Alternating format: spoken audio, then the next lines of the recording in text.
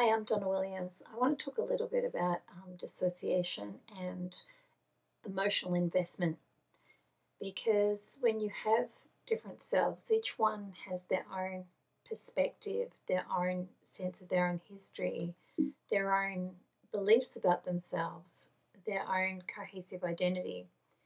And they haven't developed the way that most people's identity would develop, if you like. They haven't developed in freedom the way that most people's identity has developed.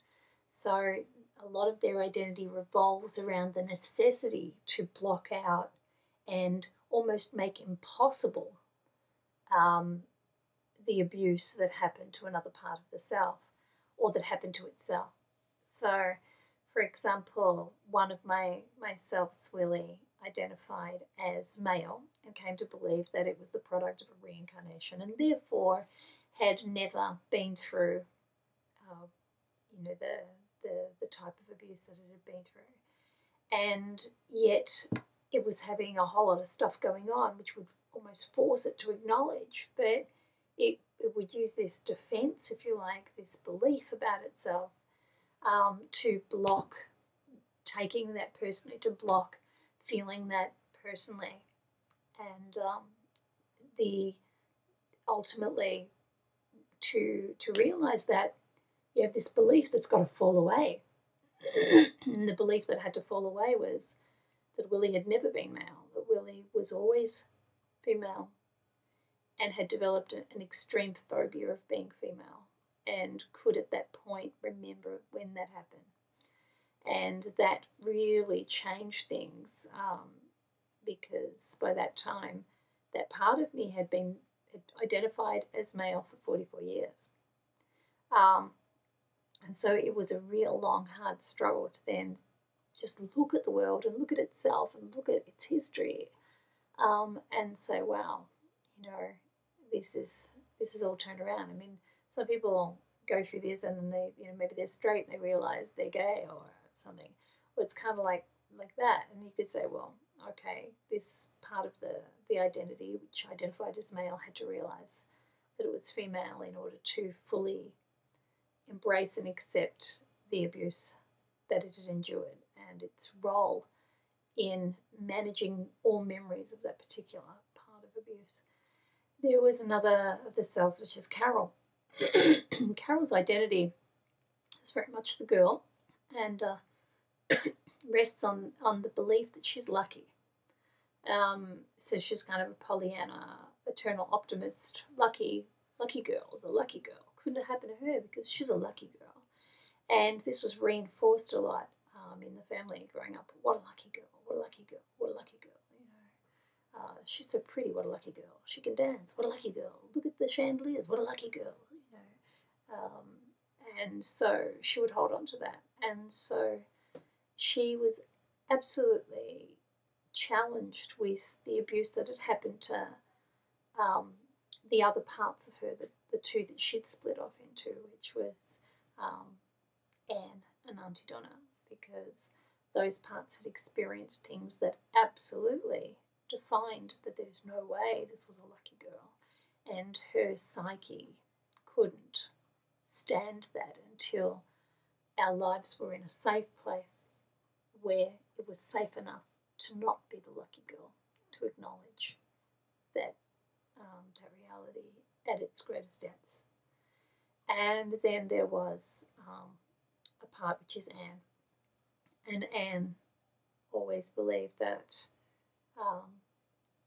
that she was never really a human, that she was more like a fairy spirit, and she envisioned all the others as cats and would envision herself as a cat and sometimes go into meowing and not speaking.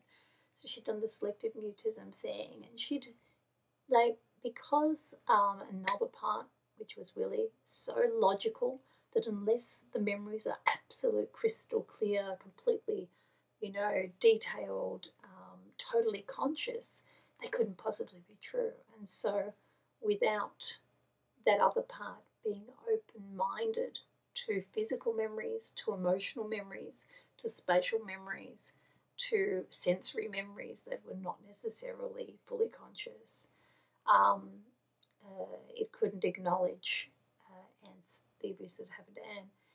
And Anne had come about at a time when I was being medicated with sedatives. And so the things that were happening to Anne were happening in a state of altered consciousness. And so it was very, very hard for the team to really come together. You got one part saying, well, I'm like Judge Judy, and I can't remember crystal clear being fully conscious when that happened, and therefore I refuse to take that on, especially because it's a reminder of what I already went through, and I can't bear a second round because I already struggle with, being a female, and please don't knock on my door, and please don't ask me to join with you because you're dealing with such a level of trauma. I really can't glue with that. And then there's another part saying, don't come to me. I was lucky.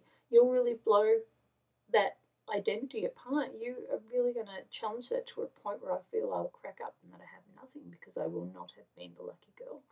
And then there was Marnie, who was full of rage, and Marnie was basically excluded by all the others. Like, nope, that one's damaging, that one is damaged, that one is out of control. Let's just put it in a box. Let's just keep it really, boxed away. And we don't understand Marnie. We don't know where her rage has come from. Sure, stuff happened, but it happened after all the childhood stuff. So surely she has no real foundations for that level of rage. Where on earth does that come from? And for Marnie to face what she'd gone through, she had to deal with the fact that her rage had come from terror. Now, this was a really tough, streetwise character that had endured a lot of homelessness and the stuff that happens as a result of that. And there was no way that this tough, very streetwise self could acknowledge that it had been so terrified in the whole thing of like rage and terror. They're almost like they can't go together. And then there's a part which is Da, the escapist, which absolutely insisted none of that could have happened because we always escaped. I remember all the times that we escaped and trying to say to this part, there were some times when you couldn't escape. There were some times when you were out of it. There are some times where other stuff happened and we can prove that stuff happened. And that part still is so terrified of the idea that it did not have the ability to escape because that was its original trauma. And so after that, it held on to every bit of proof that it had escaped. So every one of the selves has to be, their beliefs about themselves, their perspective on not just their history, but their open-mindedness to each other's history has to shake up in order to really go back and collect the original most extreme things that they're hiding each other from and hiding themselves from. And why do it? Because it is re-traumatizing to go through it. It is an enormous journey. But why go through it? Because it taxes you physically hugely to maintain those divisions. It taxes you hugely to try to live your life as a relatively cohesive person when you're having things like PTSD and flashbacks and fragmenting and switching and losing time. And a lot of people with DID they really do try their hardest to function. Some can function at quite a high level, but ultimately they pay the price in things like health, which you're so using up such an incredible level of energy. And when it is safe, when your life is safe too, it's time to go and get that energy back.